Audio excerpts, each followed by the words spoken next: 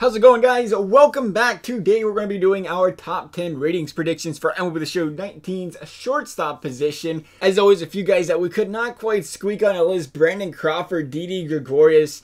It was tough to leave those guys out, but somebody had to miss the list. We could only throw 10 of them on out there, and starting at number 10 was Segura. I have a hard time not putting this guy in the top 10. Segura is a phenomenal asset to any team, but the reason he doesn't get usually a lot of love from Sony is the fact that he is pretty well a 10 home run, 50-60 RBI guy season after season.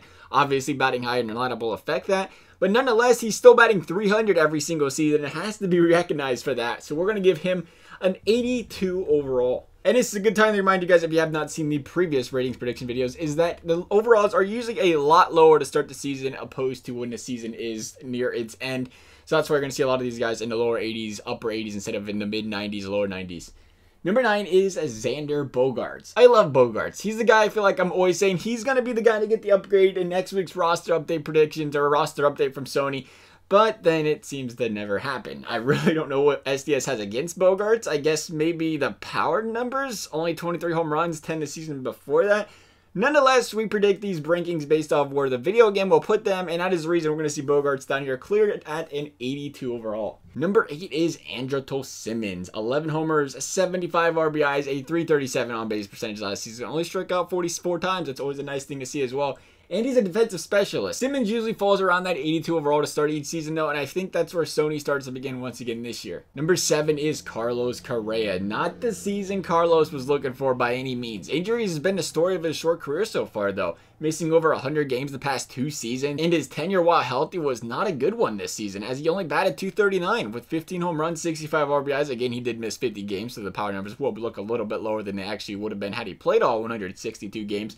But it does still feel a little surreal to see someone like Carlos Correa this far down on the list. But shortstop's gone from that position in the league where there's like, there's a few good shortstops out there. We'll just look for one that can play good defense to, wow, we got to get one of these stud shortstops out there. And there are a lot of young ones that have been coming up lately. So that is not a shot at Carlos Correa, only seen at 82. Number 6 is Trea Turner. 19 bombs, 73 RBIs, 271 average.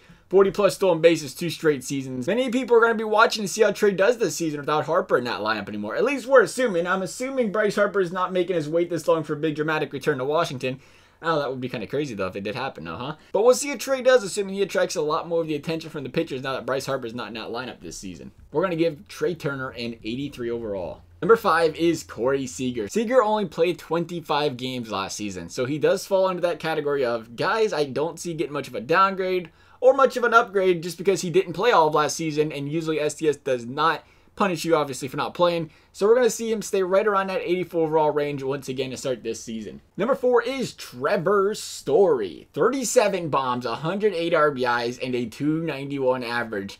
The Trevor Story that we seen when he first came up has returned. This may be a stretch on Story, but who can forget the way he did burst onto the scene in 2016, but then only to suffer that dreaded sophomore slump in 2017, batting .239 with 24 home runs and 82 RBIs. But he's back on track this year, and I like him over some guys like Correa right now because he did have that one bad season in the last 3.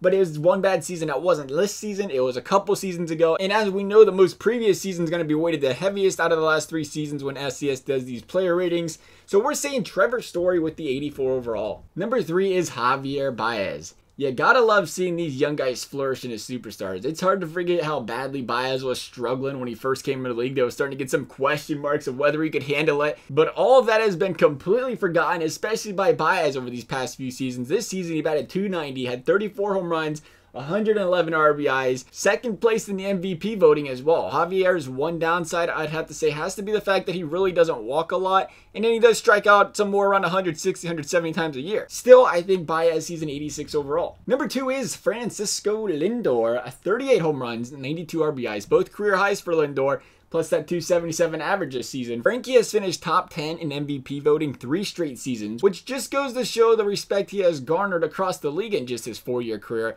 A lot of good years ahead and a lot of battles for that top spot between these top 5 guys for years to come, I think. But as of right now, though, we're saying Francisco Lindor, second in the rankings, 88 overall. Which means number 1 is gonna be one of the hottest free agents in the market right now, who is, once again, looks like he's playing a waiting game for Bryce Harper, I'd have to assume, is Manny Machado. 37 bombs, 107 RBIs, a 297 average, a 338 on base percentage to throw with it. This was tough. Him and Lindor can both be taking this top spot, but I'm choosing Machado because the 3-season rule is very, very important when choosing overalls. And albeit he did have that 260 season in there, besides that, in the last 3 seasons, he's been a 300 hitter, and he's had 33 plus home runs and 95 plus RBIs in every single season for the past 3 seasons. Those power numbers always help you at the end of the day. Manny Machado for an 88 overall and number 1 in our top 10 shortstops list. Let me know what you guys are thinking about the list. Let me know if I missed somebody you think should have made the list as well. I hope you guys enjoyed this video. Thank you guys for watching, and we'll see you next time.